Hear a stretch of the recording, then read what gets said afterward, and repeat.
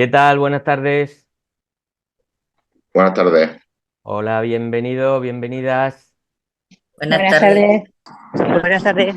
Hola, Buenas muy buenas. tardes. Buenas Bueno, pues tardes. vamos entrando. Hoy somos ya Tardes. 63. Hola. Hola. Buenas tardes. Aquí tenemos a Víctor, que es otro de los psicólogos que trabaja en la asociación y que es posible que alguna de vosotras lo conozcáis porque igual os ha atendido en el servicio de orientación y si no, pues bueno, pues ya lo conoceréis hoy, que va a ser el que nos va a Ujú. dar hoy la ponencia sobre el TDAH. Vamos a esperar a que se una un poquito más de gente, son y 33, vamos a dar 5 minuticos más o así para entrar y enseguida nos ponemos.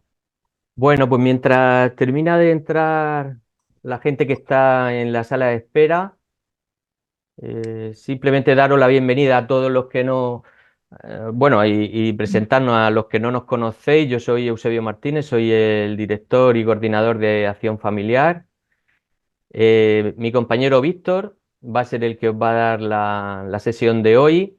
Y bueno, ya digo, para los que no nos conozcáis, pues esta asociación hacemos o procuramos hacer todos los años algunos cursos de formación familiar, pues para ayudaros un poco con el tema de la educación de los hijos. Es un tema muy amplio, cada vez tratamos un tema diferente y llevamos ya más de 50 sesiones realizadas por este procedimiento, por Zoom.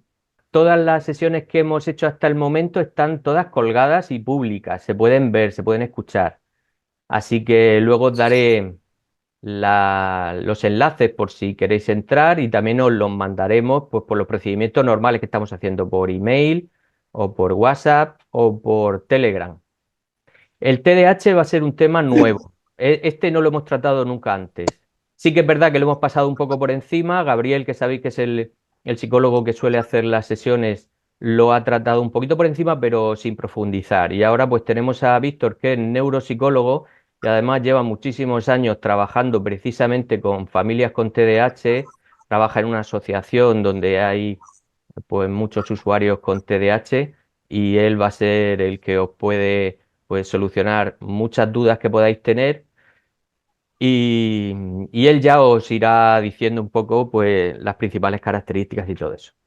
Muy bien, también quería anunciaros una cosa. Estamos preparando un encuentro presencial, ¿vale? Porque hay muchas de vosotras y de vosotros siempre nos decís, oye, ya está bien de veros a través de la pantalla, a ver si nos vemos, ¿no?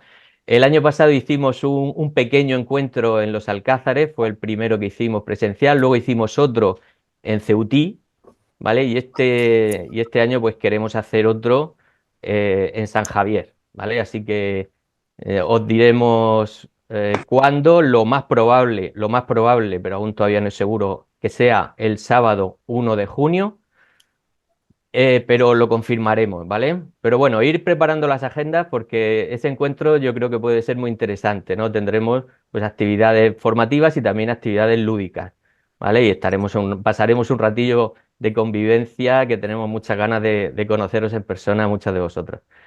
Muy bien, pero todo eso ya os lo iremos concretando, pero ya os he dado el avance.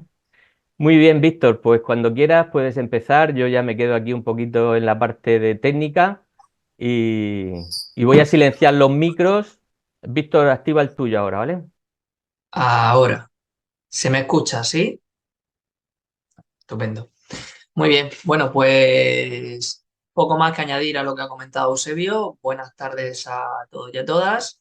Y nada, vamos a hablar hoy de este tema, el TDAH, que, que ha comentado Eusebio que bueno, que hasta ahora no se ha tratado en ninguna escuela de padres, aunque sí que veréis luego cuando entremos en la segunda parte de la charla, como pues las pautas educativas que vamos a ir viendo seguramente os suenen, ¿vale? Bien, vamos a empezar, voy a compartir pantalla, un momentico, se ve ya la pantalla con el contenido, ¿sí? Bueno, dice aquí, si tu hijo tiene problemas de aprendizaje y estos problemas son debido a que es un niño distraído, es un niño inquieto o es un niño hiperactivo. ¿Qué hay que hacer con estos niños? Pues tenemos que ayudarlos con su dificultad. ¿De qué es de lo que estamos hablando? Pues estamos hablando de el trastorno por déficit de atención con o sin hiperactividad. Y se le llama TDAH. Bueno, yo lo he visto escrito de muchas maneras. TDAH, THAD, es TDAH o TDA. Esas siglas significan trastorno por déficit de atención y la H, cuando entremos dentro de las presentaciones de este trastorno, pues veremos que si es trastorno por déficit de atención, donde predomina la inatención, pues la H no estaría presente, sería solamente TDA. Y cuando va la H añadida, sería trastorno de déficit de atención con hiperactividad. Bien, vamos a dividir lo que es la charla en dos partes. Una primera parte destinada a trabajar lo que serían las características, el diagnóstico, el tratamiento del TDAH y luego, por otro lado, unas pautas educativas para abordar pues, a los niños y adolescentes que tengan TDAH. Bien, pues vamos con la primera parte, con una pregunta. ¿El TDAH es un trastorno que está de moda ahora? Se escucha mucho últimamente. Estos últimos años se escucha más de lo que quizá nos gustaría, ¿no? Entonces, vamos a tratar de arrojar un poco de luz sobre esto. ¿Es un trastorno que está de moda? ¿Se sobrediagnostica? Que a veces se escucha, no, es que hay niños que están diagnosticados que realmente que son niños movidos o es que los niños pues ya de por sí pues se mueven mucho o qué hay de verdad en esto. Sí es cierto que cada vez hay más estudios de corte neurobiológico que confirman la existencia de este déficit. Es un déficit en las funciones ejecutivas, son funciones del cerebro que residen en la corteza frontal, en la parte frontal del cerebro, y que se encargan de la atención, se encargan de la planificación, de la memoria de trabajo. Lo que sí que ocurre es que en estos últimos años pues, se ha avanzado mucho en genética, se ha avanzado mucho instrumentos que detectan este y otros trastornos y los profesionales tenemos la obligación de hacer un diagnóstico claro y firme. Es decir, tenemos la obligación, por así decirlo, de coger y decir, oye, pues esto es TDAH, pero esto es una dificultad de aprendizaje, como puede ser una dislexia, como puede ser puede ser también un TEA, por ejemplo. Es decir, muchas veces sí que se ha utilizado como cajón desastre para englobarlo, para englobar otras dificultades de aprendizaje y poner la etiqueta de TDAH. Y en este sentido, pues las pruebas que van saliendo estos últimos años, pues van destinadas a eso, a clarificar que efectivamente estamos ante un TDAH y no estamos ante otra dificultad, ¿no? Ahora veremos también los protocolos, el protocolo de aquí de la región de Murcia, que fue la primera en hacer un protocolo de coordinación educativa y sanitaria. Bien, algunas consideraciones iniciales para tener en cuenta. Es el trastorno psiquiátrico que es más frecuente en la infancia. Algunos estudios dicen que hasta un 13% de la población infantil, pero se estima que en torno al 3 al 5% sería un TDAH y cuando hablamos de TDAH pues hablaríamos de ese corte neurobiológico porque es un trastorno del neurodesarrollo. Aquí lo dice más abajo, es un trastorno del neurodesarrollo que provoca la desorganización de algunas funciones cognitivas. Existen diferencias entre sexos, el TDAH no se presenta igual en niños que en niñas y las causas pues, pueden ser multifactoriales, pueden ser causas ambientales, causas genéticas y por último, pues veremos que hay diferentes presentaciones o diferentes subtipos de TDAH. Las primeras referencias, los primeros estudios datan pues, de mediados del siglo XIX. Ya en el año 1863, este profesional, Heinrich Hoffmann, habla de Felipe el Enredador y dice lo siguiente. Está observando a un niño y en su observación pues dice, Phil, deja de comportarte como un gusano. Oye, que la mesa no es un sitio para retorcerse, para moverse. Así le habla el padre a su hijo. Y lo dice en un tono severo, que no está de broma. La madre frunce el ceño y mira, pero no dice nada. Phil no hace caso, sigue haciendo de las suyas, sea como sea. Se gira, se revuelve, se contonea, se mueve aquí, allí, encima de la silla. Phil, no puedo soportar estos movimientos, le dice el padre. Esta fue una de las primeras observaciones ya cuando se empieza a hablar de algo como un déficit del control moral o un trastorno conductual posencefálico. Y en la década de los 50 y los 60 se habla del trastorno hipercinético o impulsivo o el síndrome del niño hiperactivo, ya cuando aparece por primera vez ese nombre. Y en la actualidad, ¿qué nos encontramos? Pues en la actualidad, en el DSM-5, que es el Manual de Psiquiatría Americana, la última versión, se le llama trastorno por déficit de atención e hiperactividad, y en el CIE-10 de trastorno hipercinético. Como os decía antes, pues se ha avanzado bastante, se ha avanzado mucho en técnicas de neuroimagen, de neurofisiología e incluso de genética. Tenemos pues que eso, que es un trastorno del neurodesarrollo neurobiológico y que es independiente de las pautas educativas. Si durante el proceso de diagnóstico los profesionales observan que el trastorno, o sea, perdón, los síntomas, la sintomatología solamente se da, por ejemplo, en casa, en la familia, pero en el colegio el niño no observa esa sintomatología, pues estamos hablando de otra cosa, ¿no? No estamos hablando de un déficit de atención. Causa disfunción diaria en las tareas, en los quehaceres del día a día, en las relaciones sociales, el desarrollo socioemocional y es tratable con psicoeducación, con apoyo académico y también en algunos casos, lo veremos más adelante, con medicación. Bien, los síntomas. Pues tenemos 3 síntomas nucleares. En primer lugar está la hiperactividad, segundo lugar, impulsividad y por último, déficit de atención. A la hora del diagnóstico hay que tener en cuenta 3 cosas muy importantes. Lo que decíamos al principio, ¿no? Los niños pueden ser movidos, los niños pueden en ocasiones manifestarse inatentos, los niños pueden manifestar impulsividad, pero hay que tener en cuenta que esa impulsividad es más intensa de lo que se espera para la edad que tiene el niño. Que esos síntomas son, digamos, cuantitativamente mayores, que se manifiestan en más de un lugar o en más de un contexto, es decir, pues tanto en la familia como en el cole, y que se prolongan por más de 6 meses. Esos serían los criterios que se han de tener en cuenta. Bueno, hablábamos antes del DSM-5, el Manual de Diagnóstico de los Trastornos Mentales, y se tienen que cumplir, ahora vamos a ir síntoma a síntoma y los vamos a ir viendo y os lo voy a ir comentando. Para cada una de las escalas, 6 síntomas de inatención, de los 9 que aparecen, 6 síntomas de hiperactividad e impulsividad. Y, como decíamos, al menos 6 meses y que sea inapropiado pues, para el nivel de desarrollo que tiene ese niño.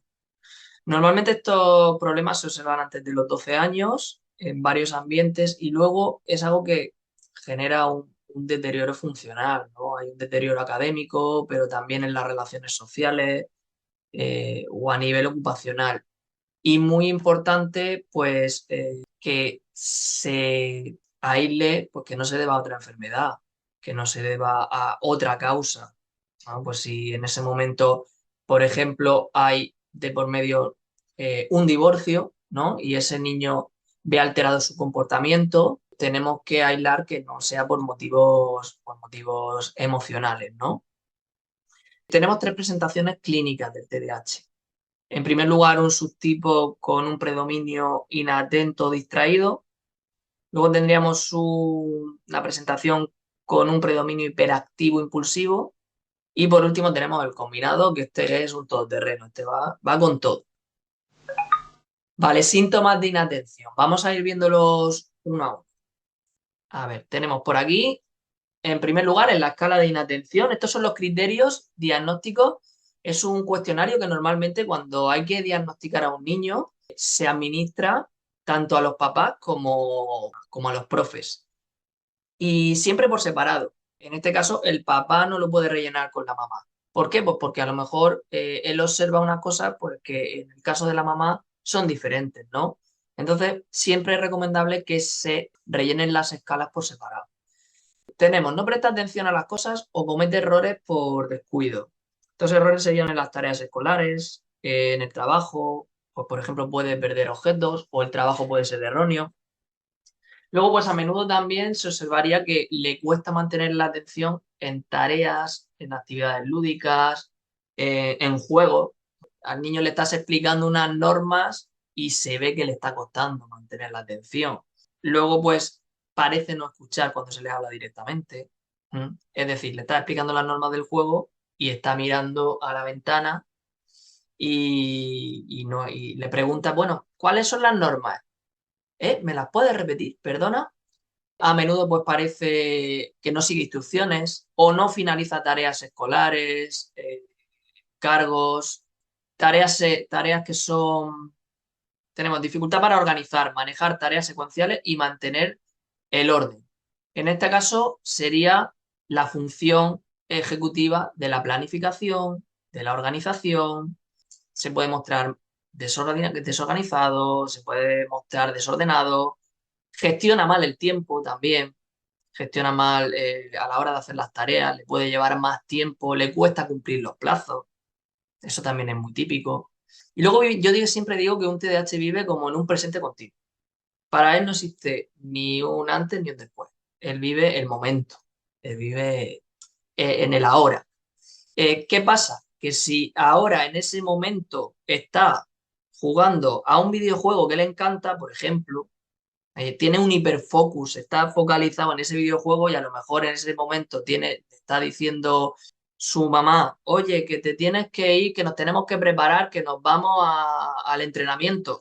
Pues nada, el que está ahí metido. Si ya de por sí cuesta y mucho trabajo y hay una dificultad muy grande en cambiar el foco de un videojuego, que es algo que absorbe bastante la atención de nuestros niños, pues imaginaos un TDAH que tiene ese hiperfocus, ¿no? Entonces, le cuesta trabajo desenganchar la atención. De hecho, hablamos de déficit de atención y eso no quiere decir que haya menos atención. Lo que quiere decir es que hay una dificultad para desconectar y conectar hacia lo que en ese momento, digamos, tiene sentido, ¿no? Por eso, muchos papás que vienen a la consulta comentan muchas veces, no es que mi hijo, mira que como para lo que quiere sí que tiene atención, ¿eh? Para lo que quiere, enseguida se pone ahí con el fútbol, se pone ahí. A ver, es que no sea para lo que quiere, es que hay para lo que le motiva, lo que le gusta, hay demasiada atención en eso y que cuesta desenganchar, ¿vale? Tenemos que aprender de alguna manera un poco pues, a diferenciar, ¿no? Aquello que le cuesta un esfuerzo mental, y vamos con el siguiente punto, dice, evita actividades que le requieren de un esfuerzo mental sostenido, pues de eso parece que se muestra como reticente, ¿no? Que huye, pues yo que sé, trabajos escolares o domésticos. Y bueno, ya cuando hablamos de TDAH adulto, elaboración de informes, completar formularios, así cosas muy farragosas, revisión de documentos, pues cosas que le requieran de ese esfuerzo mental, pues le cuesta más trabajo. Vale, la siguiente dice, pierde cosas innecesarias para actividades o deberes. Pues sí, son muy, en ese sentido, pierden muchas cosas, se le olvida los lápices, llega y cuando abre el estuche no tiene nada, o se lleva la mochila sin libros, o no se lleva los deberes porque se los deja en casa. Puede ocurrir eso a menudo. Se distrae fácilmente por estímulos irrelevantes. ¿Mm? Esos estímulos irrelevantes pueden ser estímulos externos que estén en el ambiente o pueden ser sus propios pensamientos. Se distrae con lo que va a hacer después o con cualquier historia. Y ya por último, pues puede mostrarse descuidado en las tareas diarias. Las hacen a veces deprisa, las hacen corriendo por quitárselas de encima y acabar lo antes posible. Y además sumado, pues eso, a esa dificultad en la planificación, la dificultad en el que viene primero, que viene después, que al final, pues en el tratamiento del TDAH en consulta, pues lo que trabajamos es mucho eso, ¿no? El que aprenda a organizar las tareas, el que aprenda a, a planificarse por pasos, poco a poco. Si, por ejemplo, tiene que ordenar el cuarto, pues saber dónde va cada cosa, en qué sitio, ponerle algunas guías visuales, un orden, ir desgranándole paso a paso, ya que su cerebro tiene dificultades pues, para hacer esa secuencia. Y a lo que a nosotros nos puede parecer muy fácil, nos tenemos que poner en el lugar del niño, ¿no? Y ver su dificultad y ver que es que no es porque no quiera, sino porque es que le cuesta trabajo. Vale, vamos ahora con los síntomas de hiperactividad. Vale, aquí tenemos, mueve las manos y los pies en exceso, como el ejemplo que hemos visto antes de Phil, ¿no? No para quieto, no para un momento. Se retuerce, se mueve. También a menudo pues se levanta en situaciones inapropiadas.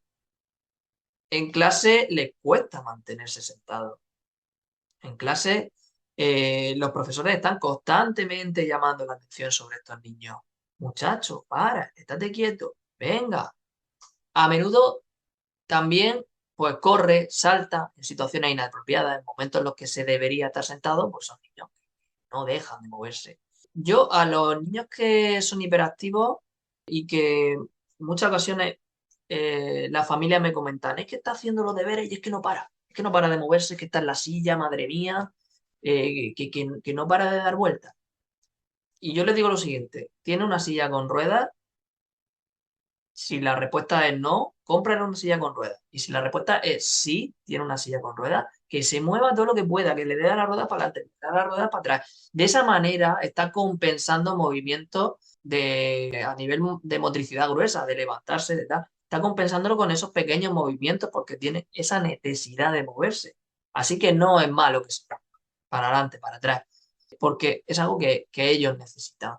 También, pues, si se debe de levantar, pues hay que pautarlo, hay que medir mucho los tiempos y tratar de que poco a poco vaya manteniéndose cada vez más tiempo sentado. Bueno, dificultades para jugar o dedicarse tranquilamente a actividades de ocio, a juegos. Suelen ser niños ruidosos, que gritan mucho, que interrumpen, que en el juego, pues eso, son muy ruidosos, se hacen mucho de notar. Les cuesta tiempo, o sea, les resulta incómodo, les cuesta mucho trabajo estar parados y sentados durante un tiempo prolongado. Entonces, pues a los demás, pues lo pueden percibir como inquieto o como que es difícil de seguir. Y ya por último, pues hablan en exceso.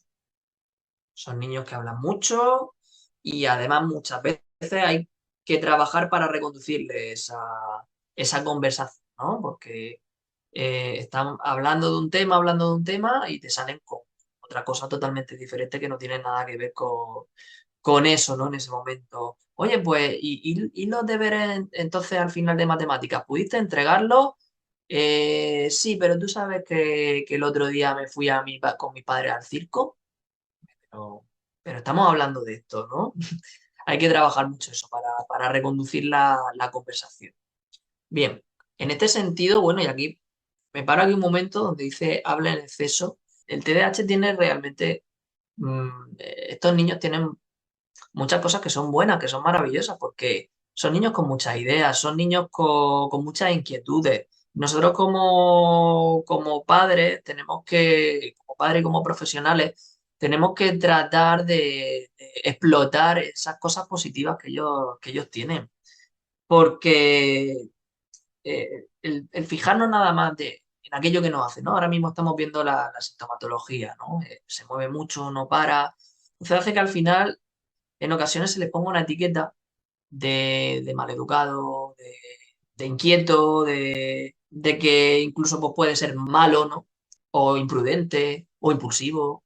Pero al final se trata de que ellos vean, ¿no?, las cosas positivas que ellos tienen, porque son niños con mucha energía y esa energía, si la canalizamos bien, si la llevamos por donde queremos, pues pueden ser niños con un potencial muy, muy grande.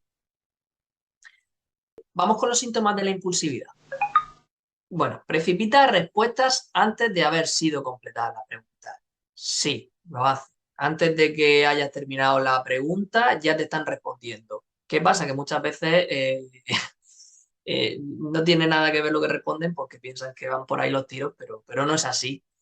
Tiene dificultades para guardar el turno, les cuesta trabajo, enseguida saltan, porque a lo mejor tienen una idea y es muy buena, pero no pueden esperar, necesitan decirlo ya, necesitan intervenir ya.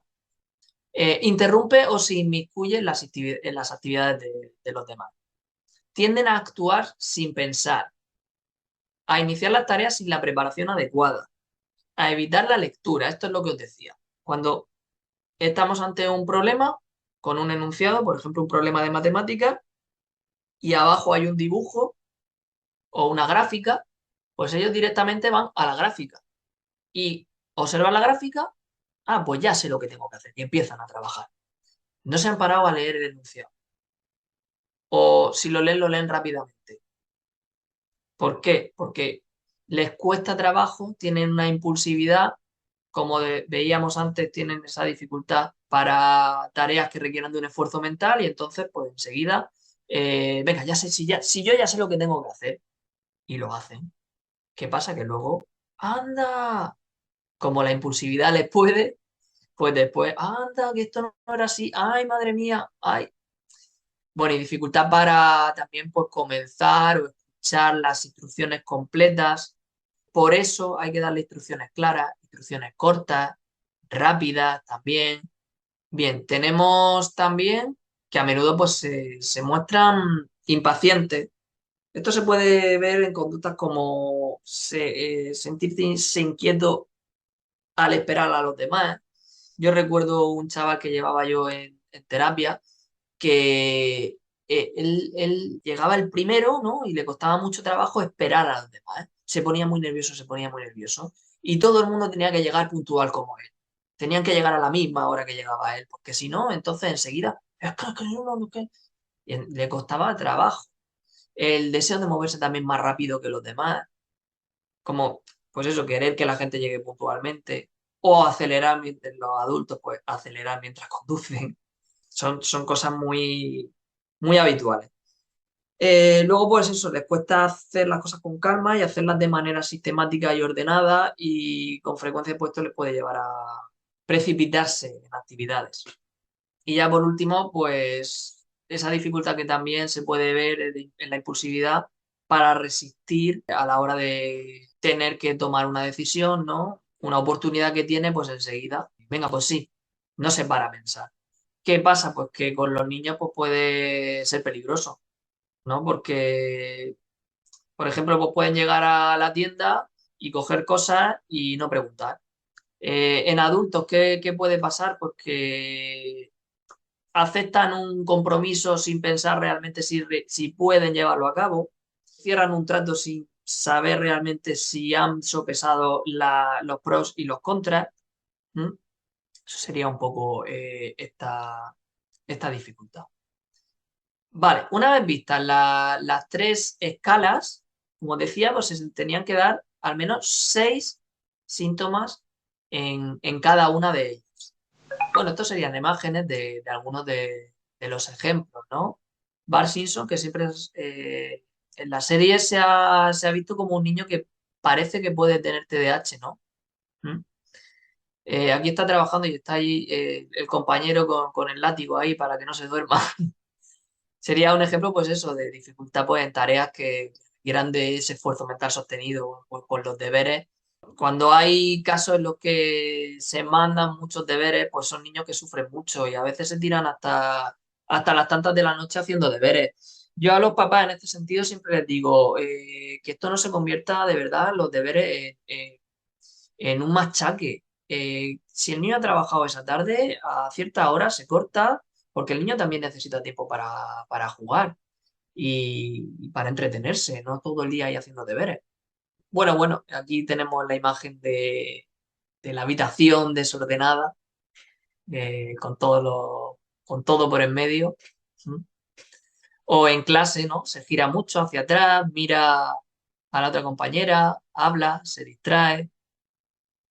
Y aquí pues que se le escapa, va corriendo y se le escapa el globo, ¿no?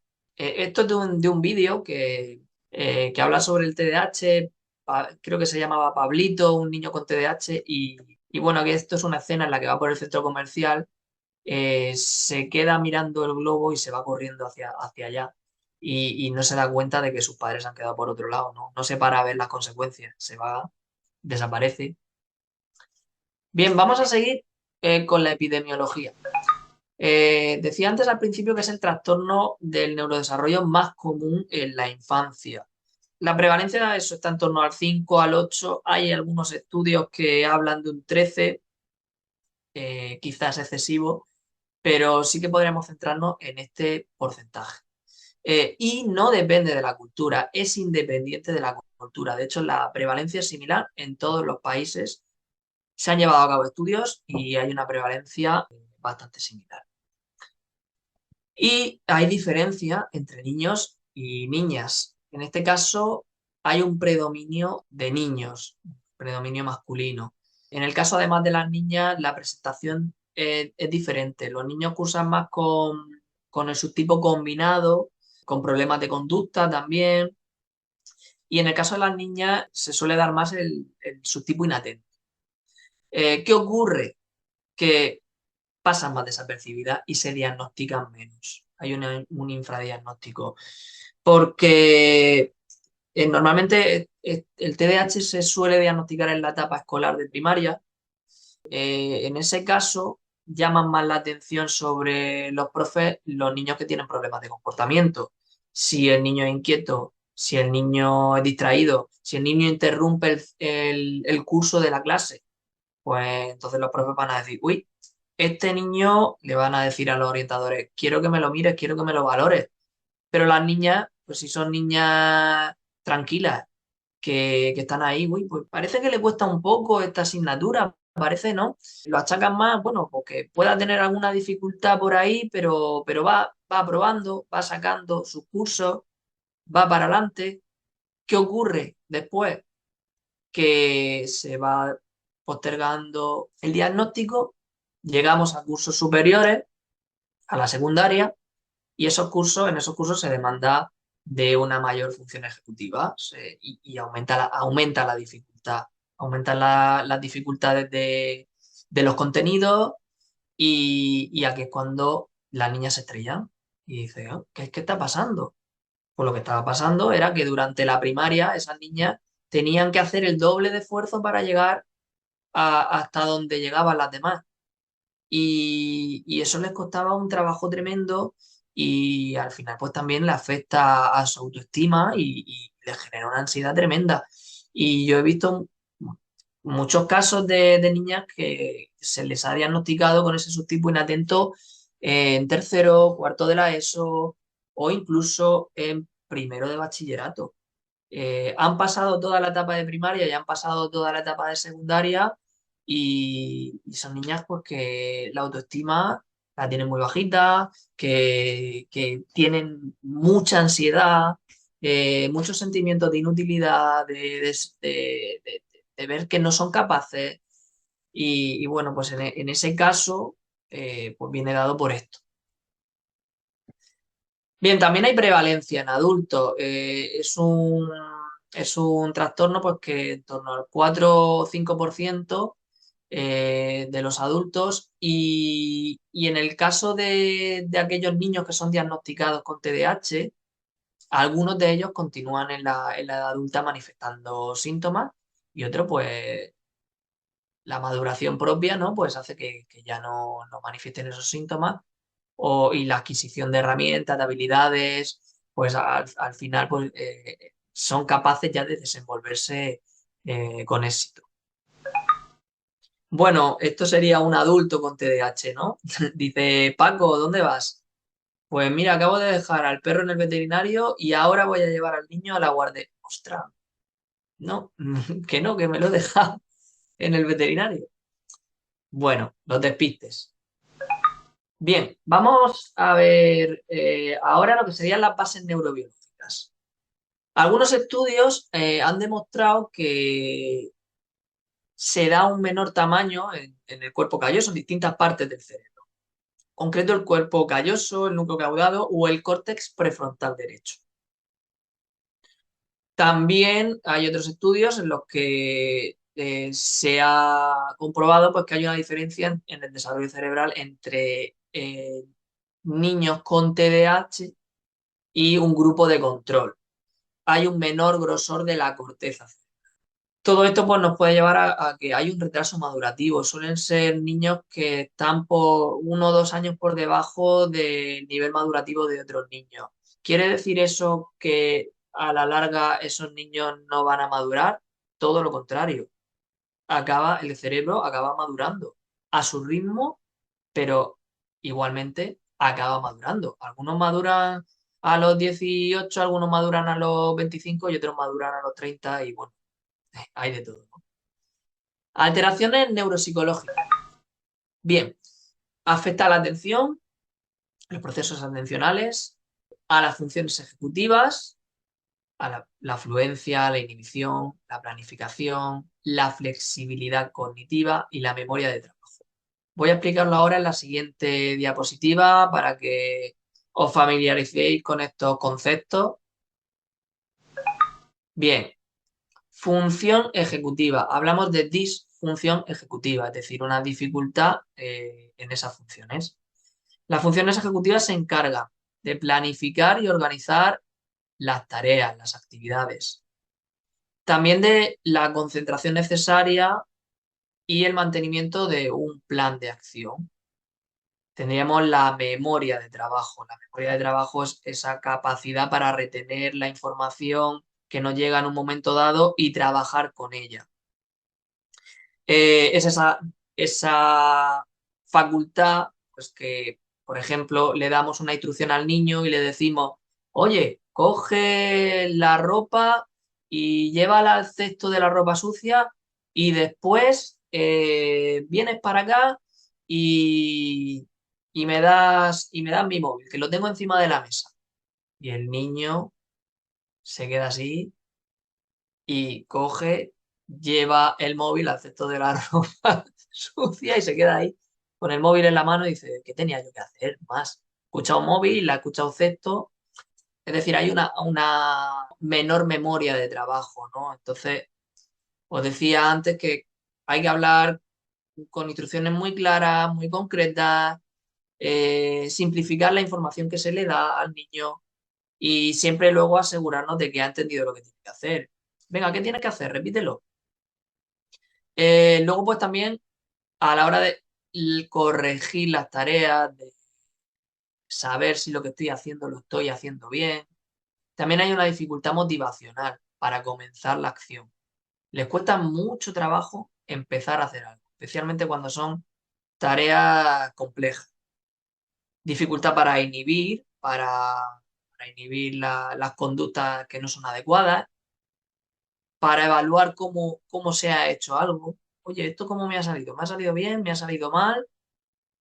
Y luego también las funciones ejecutivas tienen, el lóbulo frontal tiene conexiones, al final todo el cerebro está conectado y tiene conexiones con el sistema límbico que se encarga del procesamiento emocional y en este caso pues hay una dificultad en la autorregulación emocional, motivacional.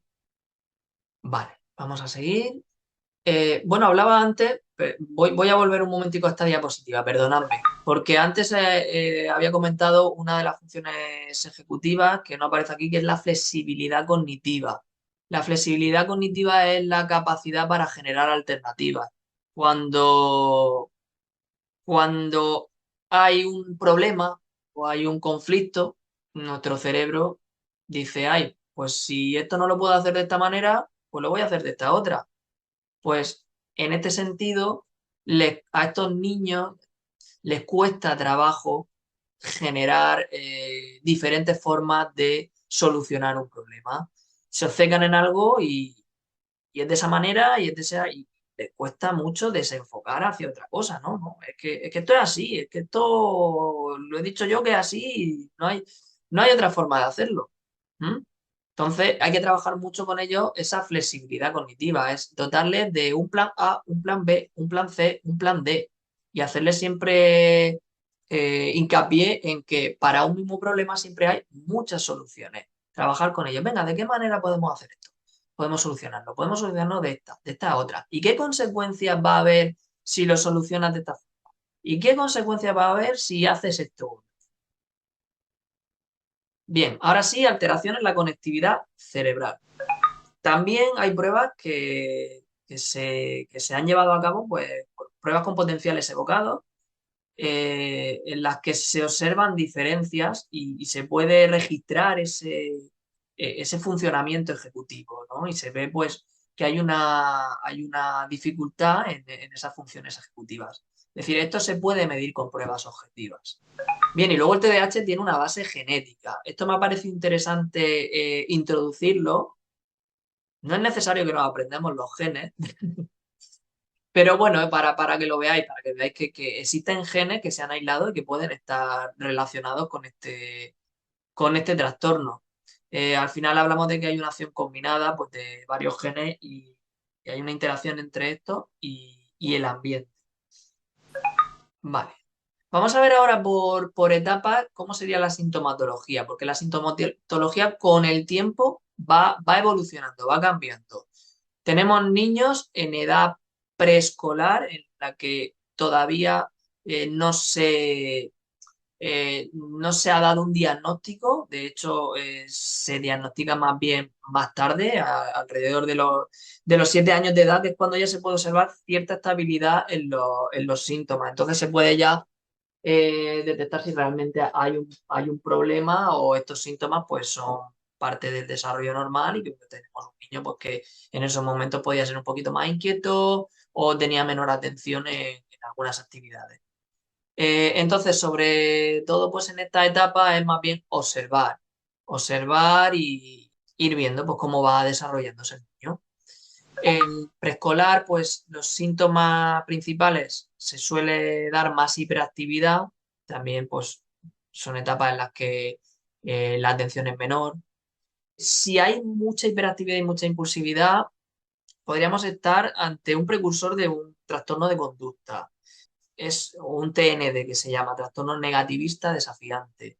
Cuando existen normalmente problemas a nivel de conducta, además de administrar las escalas que hemos visto antes, que son las escalas de inatención, de hiperactividad y de impulsividad, también se suelen aplicar las escalas de trastorno negativista desafiante para ver si hay ahí también comorbilidad con este trastorno, porque hay casos en los que se suelen presentar conjuntamente.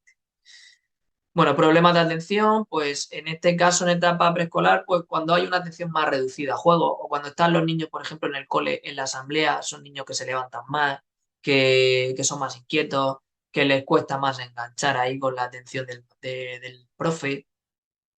Y en algunos casos, pues se comenta, ¿no? Que comenta la madre, ay, perdón, ya era hiperactivo antes de nacer, dentro de la barriga, es que se movía mucho. Bien, en esta etapa, como os decía, el diagnóstico es más complicado. De hecho, es preferible esperarse para un diagnóstico y hacerlo ya más adelante. Porque al final las pruebas también de diagnóstico están diseñadas para edades más, para cuando son ya niños más mayores. También a nivel escolar, pues es una etapa con menor demanda atencional y esos síntomas pues, pueden estar enmascarados por otros comportamientos, porque los niños de 2, de 3 años son niños rígidos. Yo tengo ahora mismo un niño de 2 años y son niños rígidos, son niños que en ocasiones tienen comportamientos negativistas, rabietas, se frustran con mucha facilidad. Entonces, ojo, ojo, que no tenemos por qué estar ante un niño con TDAH. Vamos a observar, vamos a ver cómo va evolucionando y vamos a ir viendo cómo el crío va madurando, ¿no? Vale, posible precursor. de 1 a 3 años, una variación en el temperamento, una adaptación social más limitada, alteraciones en la regulación, en el sueño, en el pis, en la caca. Y también cuando los hitos del desarrollo se van cumpliendo un poquito más tarde, pues también pueden ser posibles precursores de algunos trastornos del neurodesarrollo o u otros problemas psicológicos, ¿no? Neurológicos, perdón. De los 3 a los 6 años, pues podemos observar también una menor intensidad y duración del juego, aguantan menos tiempo, hay más inquietud a nivel psicomotor y también pues, problemas asociados pues, con una conducta negativista desafiante y en la adaptación social.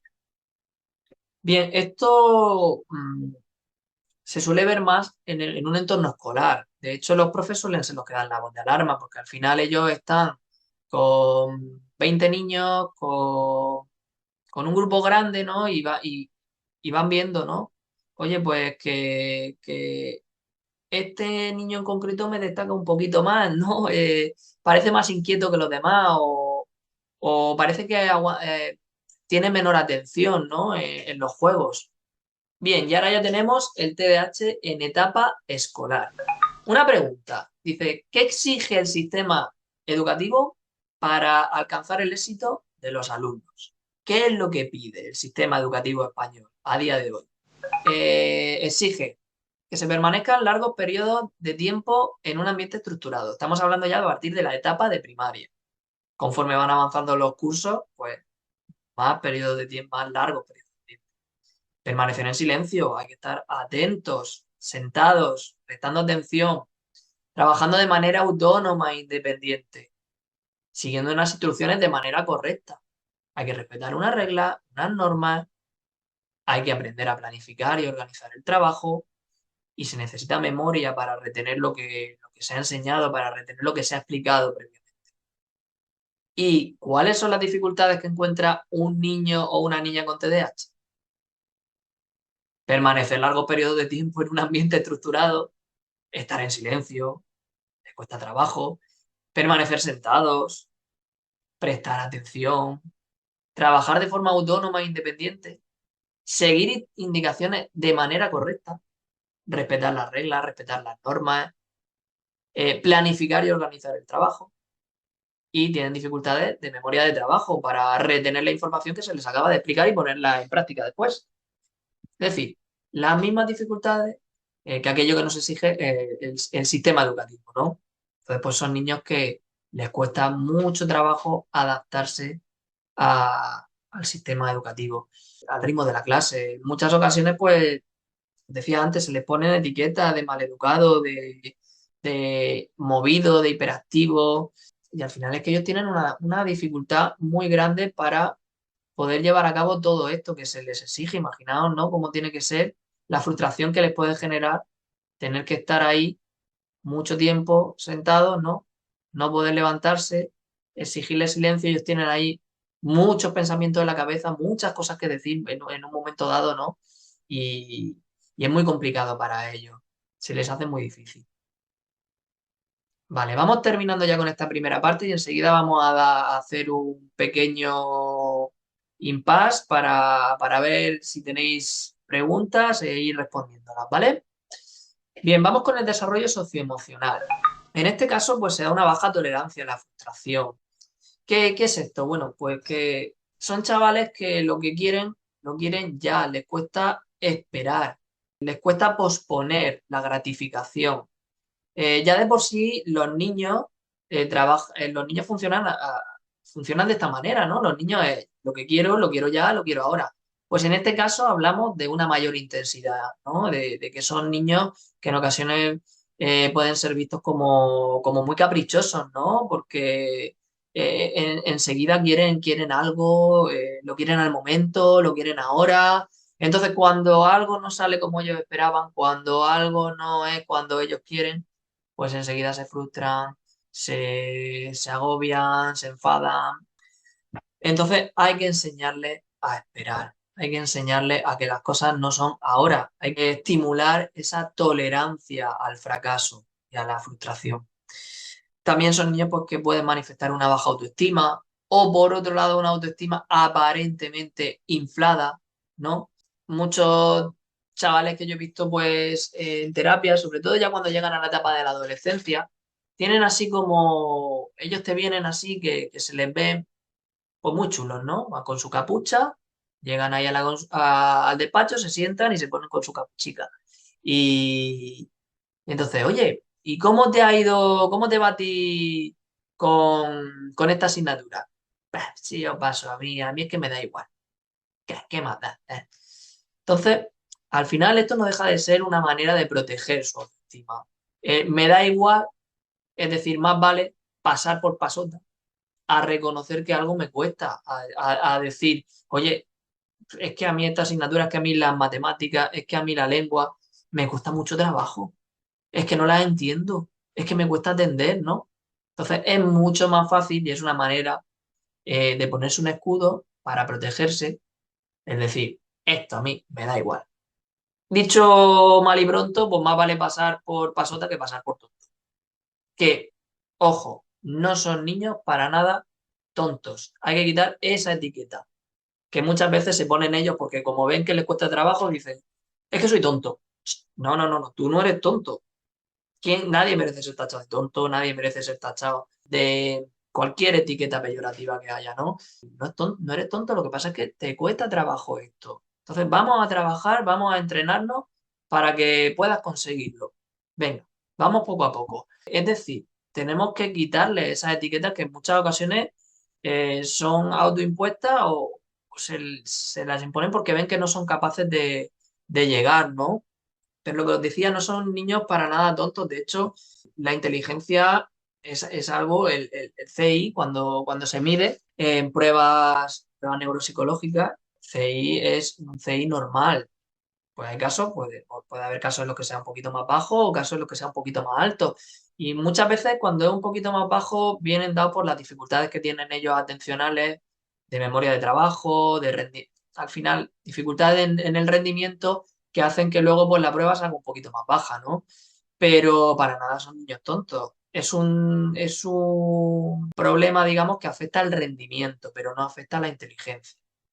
De hecho, pues aquellos que tienen una inteligencia elevada se dan cuenta, no toman conciencia enseguida de sus dificultades y lo pasan muy mal. En algunos casos, pues eso, se pueden dar sentimientos depresivos, de incapacidad, de inutilidad. Son chavales que necesitan un acompañamiento a lo largo de la infancia y de la adolescencia, un acompañamiento psicológico para trabajar pues toda esta sintomatología emocional que conlleva sus dificultades. Hay inmadurez emocional, pueden ser vistos como más infantiles, una conducta más infantil. A veces pues los ves que a los de 9 años se llevan muy bien con los de 7, con los de 5, se maneja muy bien con los niños más pequeños. Y una inestabilidad y unos cambios de humor frecuentes. Y ya por último, pues ante las dificultades se puede dar ansiedad. Vale. Bueno, pues como os decía, vamos a hacer una parada aquí, un alto en el camino y vamos a ir respondiendo si hay por ahí preguntas. Bueno, Víctor, hay algunas cosas en el chat. Si quieres te leo cosas y así ya de paso lo Vale. dejamos dicho para los que luego escuchen el podcast. Aquí una madre nos dice que puede ser, que si es confuso el autismo con TDAH o si hay similitud entre algunos comportamientos Vale, si hay similitud entre algunos comportamientos de TDAH y con algunos autismo. comportamientos en el TEA. Son además, al final yo siempre digo que no hay dos niños con TDAH que sean iguales y no hay igual que no hay dos niños con TEA que sean iguales. El espectro de hecho es muy amplio y puede haber TEAs que tengan un déficit de atención. De hecho, por lo general en el TEA hay dificultades atencionales también. Lo que pasa es que se manifiestan pues de manera distinta. Por ejemplo, en el TDAH lo que hablaba del hiperfocus que hay, de la dificultad para cambiar el foco, en el TEA se puede dar casos pues que hay temas de interés, ¿no? Niños con síndrome de Asperger que tienen temas determinados de interés que les llaman mucho la atención, se cegan mucho en ellos, pero no tienen un carácter quizá funcional. Y luego en el TDAH, pues está ese hiperfocus, pero porque le apasiona mucho algo durante un minuto, durante un tiempo determinado. Pues yo recuerdo, llevaba a un chaval en terapia que un año le dio por el fútbol y era fútbol, fútbol, fútbol, fútbol, fútbol. Pero al año siguiente se lo olvidó y empezó con los Pokémon, pues los Pokémon, los Pokémon, los Pokémon. ¿Ah? Pues, es decir, pueden ir acompañados, ¿no? Podría haber sintomatología de inatención en el caso de un TEA. Sí, alguna. Vale, sí. Dice, bueno, Eva nos dice, se ha comentado, si he entendido bien, que son niños que viven el presente, el aquí y el ahora, que se centran en el momento en el que están cuando hacen algo que les gusta. Entonces pienso que esa actitud es una gran virtud y no o un defecto, porque dice que eso es lo mismo que se hace en el mindfulness. Sí, sí, Mindfulness. bueno, sí, bueno, aquí en este sentido no es tanto una virtud, porque bueno, yo lo estaba enfocando sobre todo a que cuando algo les gusta mucho, y eso es algo pues, más bien lúdico, me apasiona un tema mucho, ¿no? Lo que justo ahora estaba diciendo, lo del fútbol, ¿no? Pues están ahí en el fútbol y si están haciendo algo relacionado con eso, van a estar súper implicados. En cierto modo, pues puede ser una virtud, ¿no? Que les apasione algo, pero hay que reconducirlo a nivel atencional, porque si no, no salen de ahí, ¿no? Me refiero más bien a eso. Quizá, pues bueno, he utilizado un poco la jerga, ¿no? Del mindfulness, de la psicoterapia, del aquí, del vivir el aquí y el ahora, que bueno, que luego hay que extrapolarlo a otras actividades del día a día. Sí. Pero bueno, me refería más bien a eso, ¿no? Dijéramos que el que practica mindfulness, cuando quiere, deja de practicar mindfulness, Sí, claro, claro. mientras que el hiperactivo Mm. no puede dejar de Y practicar si le eso. encanta el mindfulness, desde luego no va a parar de practicar mindfulness. Muy bien. Bueno, sí, no, de Bueno, hecho el mindfulness yo lo utilizo mucho en el tratamiento para el TDAH, lo utilizo mucho para que tomen conciencia de aquellas actividades que están haciendo, ¿no? De hecho, ahora que tenemos un grupo de terapia con una compañera con unos adolescentes que estamos haciendo taller de mindfulness. ujú. Vale. Bueno, Héctor también nos dice, mi hijo tiene 15 años. Cuando tenía como 8 o 9, me Ujú. decía que tenía un problema en su cabeza porque se ponía a estudiar, pero la cabeza se le iba a otro sitio y no podía estudiar. Hablé con los profesores y se lo comenté porque yo creía que lo que él tenía era dislexia, pero le hicieron las pruebas y nos dijeron que era todo normal. De hecho, desde bien pequeño lo que me han comentado es que es muy inteligente pero muy vago.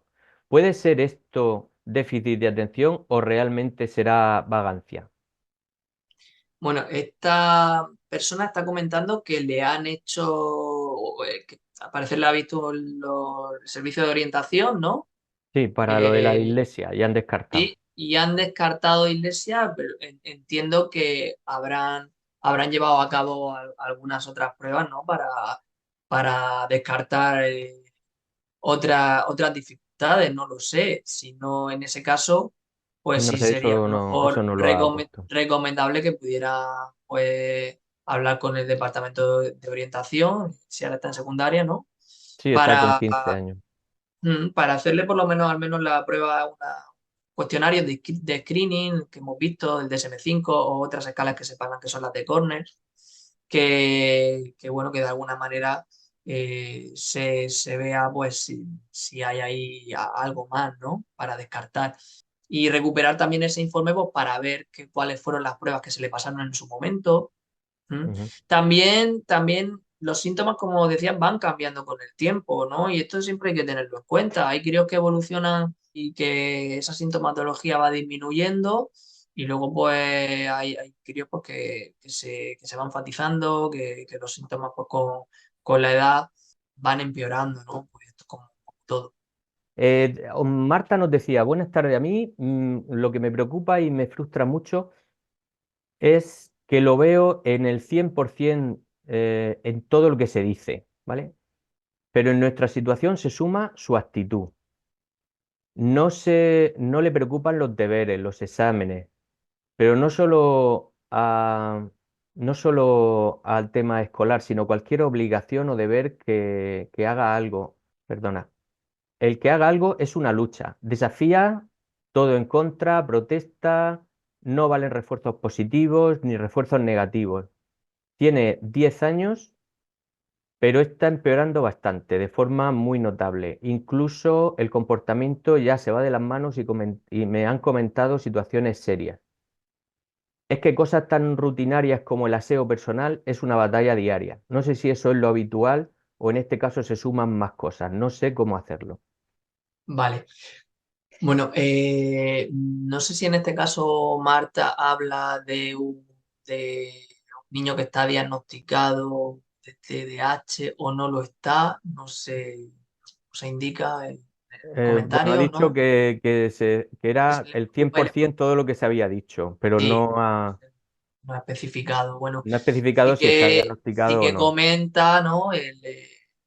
Esa dificultad, ¿no? Con los deberes. Hablábamos de eso, ¿no? De más vale pasar por pasota que decir, que reconocer que me cuesta algo. Y además, bueno, también se junta como un poco con la actitud rebelde. De hecho, conforme van creciendo, ¿no? Entran ahí en la etapa de la adolescencia, esa actitud rebelde que es característica y típica del adolescente, de enfrentarse a la norma, de no querer hacer aquello que me imponen.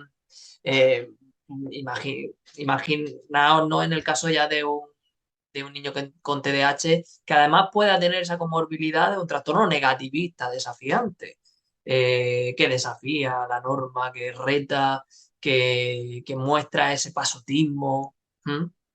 Entonces, bueno, aquí hablamos de esa intensidad, de los síntomas. Cosas rutinarias como el aseo personal, sí, pueden mostrarse descuidados con el aseo personal. Entonces, hay que estar muy encima en ese caso también.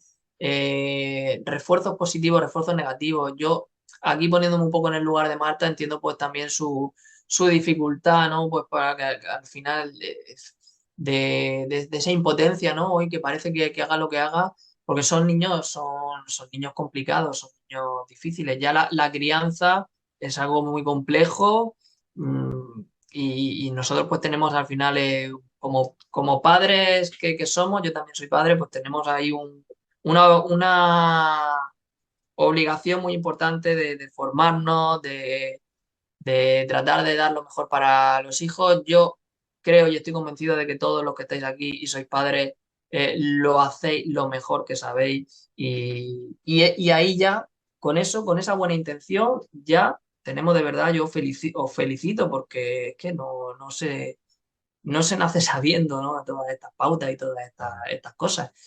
Es decir, cuando llegan los papás, ¿no? Porque aquí Marta comenta, pues eso, es que no valen refuerzos positivos, no valen refuerzos negativos. En estos casos ya llevan arrastrando problemas del tiempo, pues vienen a consulta a veces pues muy agobiados y con una sensación incluso de culpa de haber hecho algo mal. Pero siempre que se hayan hecho con buenas intenciones, de tratar de dar lo mejor para el hijo y de estar ahí en ese momento y decir, oye, yo quiero mejorar, venga. Vamos a ver cómo lo hago. Reconozco que sí, que me puedo equivocar, pero quiero mejorar y quiero tratar de aprender para poder llevar a mi hijo de la mejor manera posible, ¿no? Bueno, no sé si he respondido a la pregunta. Bueno, vale, Bien. es que aquí tenemos, la verdad es que os habéis puesto aquí a preguntar un montón de cosas. No sé si vamos a dar tiempo a responder a todo, pero bueno, algunas. Y si queréis podemos ver una pregunta más y podemos pasar porque quería mm, ver un poquito de la parte del tratamiento, ¿m? que Vale, es no es que interesante. aquí se mezclan muchos temas. Mira, se mezcla Sí. también el tema de las altas capacidades, TDAH con altas capacidades, Ujú. también transexualidad, Mm. etcétera. O sea, aquí hay muchas combinaciones. Sí, podemos centrarnos quizás en las preguntas Mm. propias del TDAH, igualmente las otras Vamos a centrarnos en las que son sí. de TDAH solo. Mira, mi hija tiene 8 años, tiene TDAH, coge unos berrinches tremendos de hasta 2 horas, porque entra en bucle. ¿Y eso es también por el TDAH? Sí, la respuesta es sí. Hay una falta de autocontrol, una falta de autocontrol y de autorregulación emocional que venía dada por esa relación que os decía entre la corteza prefrontal y el sistema límbico, ¿no? Que se encarga del procesamiento de las emociones, ¿no? Entonces, son niños que les cuesta más trabajo desenganchar de un enfado, entonces a veces entran en berrinches tremendos, ¿no? Y hay que aprender pautas pues, para fomentar ese autocontrol y saber de alguna manera gestionar las emociones. ¿Mm? Veo por aquí una pregunta que no sé si se trata de una confusión. Dice, mi hijo tiene TEA, pero Ujú. no tiene esos síntomas. También es verdad que lo detectaron en infantil y se está trabajando mucho. Ahora tiene 15 años. Yo no sé si es que aquí ha habido una confusión entre TEA y TDAH. No sé, me Mm, da... sí, no lo sé. Pero es que Eh, entonces no sé a qué síntomas se refiere claro. Francisca. A ver si nos lo puede aclarar. Os doy paso, Sí, ¿vale? estoy viendo a Francisca. Vale. Sí, por Sí. favor. Adelante, Francisca. Buenas tardes. Buenas. No, yo me refiero pues que, bueno, mi hijo se detectó afortunadamente en infantil. Empezó a tener Pero perdona, ¿se detectó qué? síntomas de comportamiento de que no se portaba bien en clase, pero en infantil. Entonces empezamos a ponernos de acuerdo los profesores y nosotros a ver si podíamos enderezar esa conducta. Pero luego ya empezaron el síntoma de balanceo y cosas de esas, que también muchas veces puede estar asociado a la hiperactividad con el autismo, es lo que entiendo yo. Pero que mi hijo Mm. no lo veo yo hiperactivo o porque se trabajó en su momento los síntomas y a lo mejor, pero vamos, que puede ser que algunos síntomas sí se confundan con TEA. Sí, sí me gustaría que aclarara ahí eso, pero vamos, que no lo Mm. veo en otros síntomas. No sé si me entendió o no. Sí, sí, sí, te ha explicado bastante bien, sí. Francisca, también os decía, los síntomas van evolucionando con el tiempo y de hecho la hiperactividad suele ser de lo primero que suele ir desapareciendo y en adolescentes y en adultos jóvenes esa hiperactividad es más bien como una inquietud, ¿no? Son más bien movimientos, pero ya no es que corran, que trepen, que salten. Es decir, al final el cerebro va madurando, ¿no? Y la hiperactividad, como te digo, de lo primero que suele disminuir. Entonces, pues que puede ser que algunos otros síntomas, como a lo mejor un balanceo constante, sobre si puede ser a lo mejor pueden ser estereotipias propias de TEA, ¿no? Hay que diferenciar, pero bueno, al final tampoco tenemos que irnos a la causa. Igual lo digo con las etiquetas diagnósticas, TEA, TDAH, al final las etiquetas diagnósticas son guías de trabajo, se han convertido en guías de trabajo para profesionales.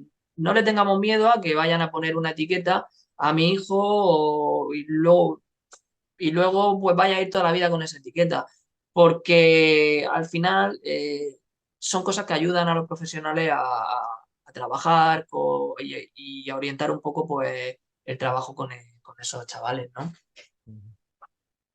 Sí, bueno, venga, y vamos ya con la última. Por ejemplo, Esperanza dice, mi hijo está en primero de la ESO. Las dos primeras evaluaciones ha sacado buenas calificaciones, pero en esta tercera evaluación ha bajado bastante. También es hiperactivo, no presta atención en clase y se pone agresivo cuando se enfada. ¿Puede ser síntoma de TDAH? Vale. Podría ser si haya, si en este caso hay una estabilidad en el tiempo, ¿no? Es decir, esto no se deba a otra causa, ¿no? Lo hemos visto antes, ¿no? Que tenemos que ser muy cuidadosos a la hora de hacer un diagnóstico. Entonces, también es valorar, oye, ¿qué cuentan desde el instituto? ¿Cómo observan a mi hijo, ¿no? ¿Y cómo se observa en casa? No presta atención en clase. Pues bueno, pues independientemente de que tengan o no tengan TDAH, hay muchos adolescentes que en clase no prestan atención, ¿no? Y no por ello tienen que tener TDAH. O que se pone agresivo cuando se enfada, pues podrían ser problemas de autocontrol que puedan ser debido al TDAH, sí o no. Habría que hacer, pues digamos, un estudio más completo pues, para averiguarlo, ¿no? Muy bien, bueno, pues continuamos si te parece, son y 49, nos Venga, quedan apenas 10 minuticos sí, vamos a para terminar un poco cerrar. con la Ujú. parte del diagnóstico Y perdón, nada, del y siento mucho que no tratamiento. podamos hacer, contestar más preguntas, pero es que el tiempo es el que hay y Sí, bueno, yo de también todas formas, Me he extendido quizá un poco en la primera parte, pero bueno, Venga, pues vamos, adelante. vamos a seguir, venga. Vale, vamos con la parte del tratamiento del TDAH. Bueno, caso de que se haya confirmado, decía que aquí en Murcia hay un protocolo de actuación, de coordinación entre sanidad y educación para la detección de TDAH. Entonces, habría que establecer un tratamiento. Este tratamiento debe ser siempre multimodal. Se puede combinar un tratamiento farmacológico con un tratamiento psicológico y un tratamiento pedagógico. En el caso pedagógico serían pautas tanto para los padres, pautas psicoeducativas, como y de sensibilización también sobre el TDAH, como pautas para el cole, para el trabajo en el cole. El tratamiento farmacológico, importante, no todos los niños con TDAH deben de tener un tratamiento farmacológico, o al menos yo así lo entiendo. ¿En qué casos sí que sería recomendable?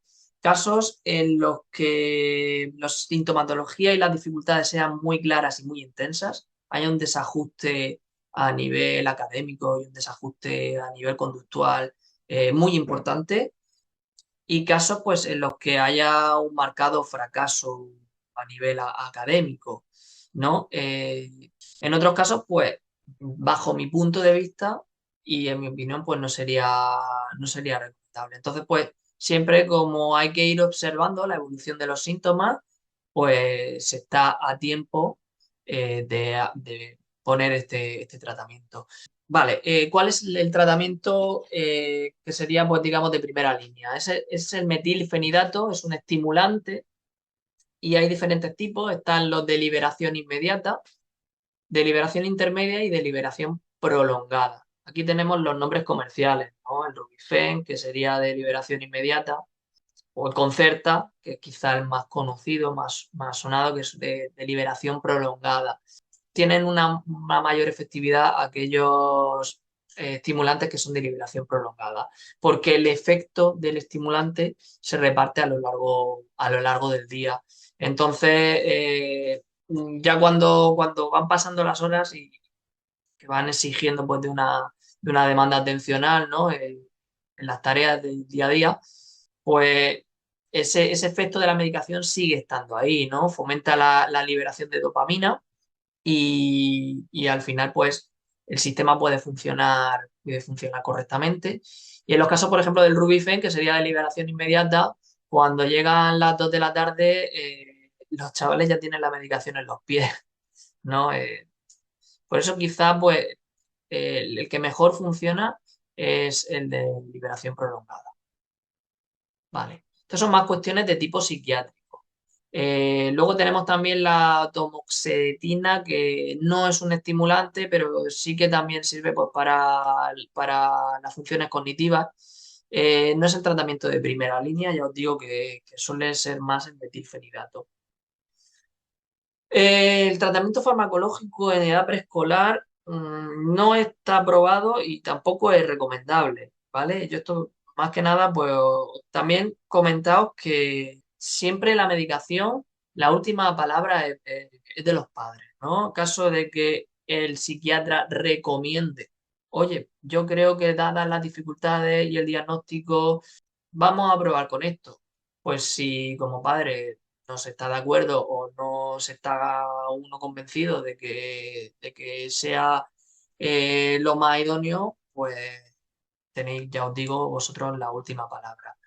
Y en ese caso, pues cuando se quiera o se valore o se baraje como una opción, pues se da el paso.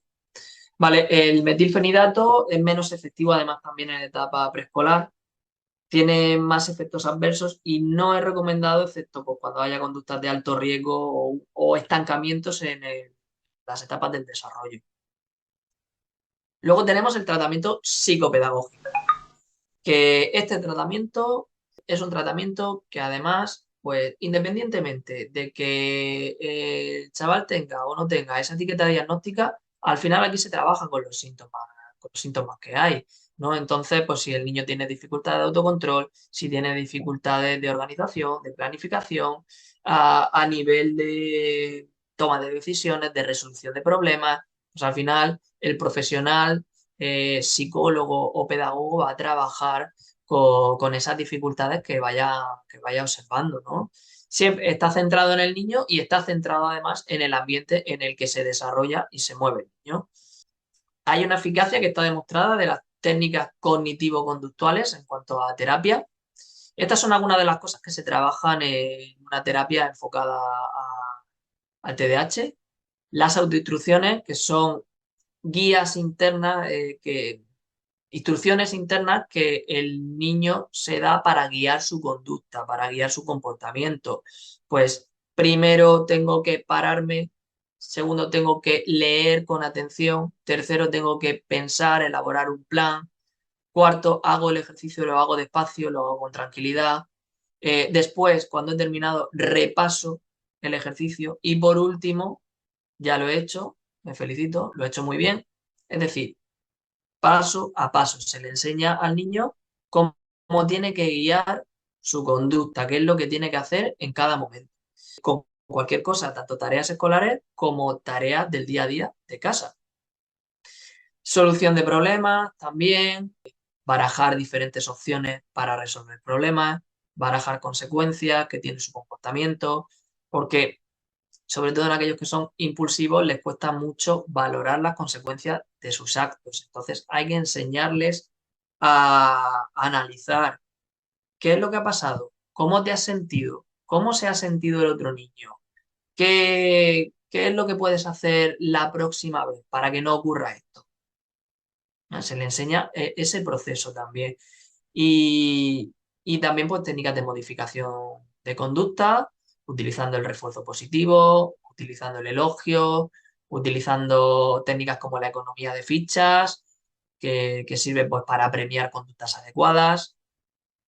Psicoeducación en el TDAH, pues ver los síntomas del TDAH, cómo afectan en el día a día.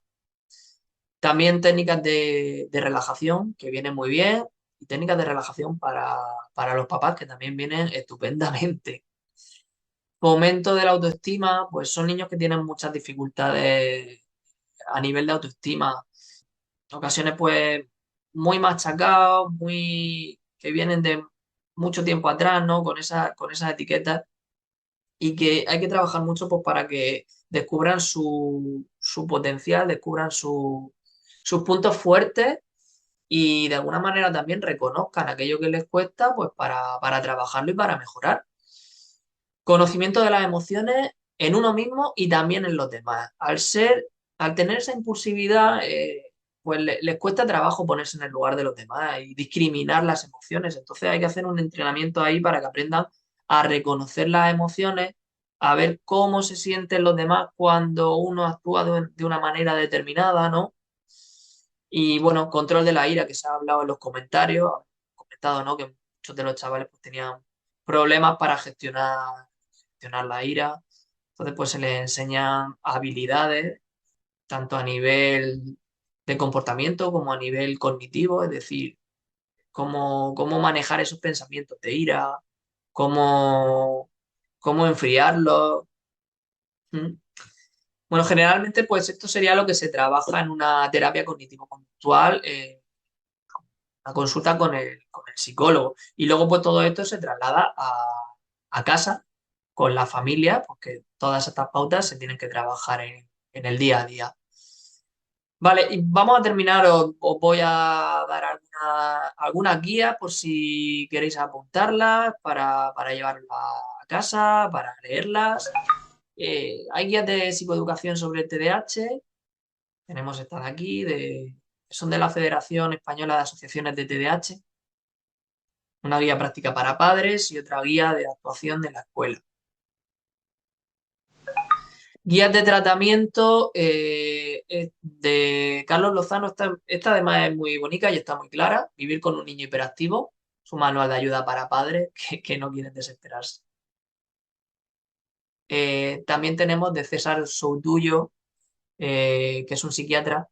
Convivir con niños y adolescentes con trastornos por déficit de atención e hiperactividad. O estas de aquí, TDAH, estrategias para impulsar el desarrollo integral. Y las de Isabel Orjales, que es una profesional muy reconocida en el ámbito del TDAH. Además, este libro es muy completo, a mí me gusta mucho, yo lo utilizo mucho y se lo recomiendo también mucho a los papás. Y se llama Déficit de atención con hiperactividad, es un manual para padres y también viene muy bien para los educadores, para los profes. Vale, y bueno, ya con esto terminaríamos. Espero que os haya gustado. Espero también haberos aclarado las dudas que teníais sobre este tema. Seguro que se han quedado también ahí muchas cosas en el tintero, así que Mm. bueno, eso también puede ser bueno para hacer una segunda sesión sobre este tema en un futuro, Sí, eso te iba a si, decir, si sí. vemos que existe la necesidad, Ujú.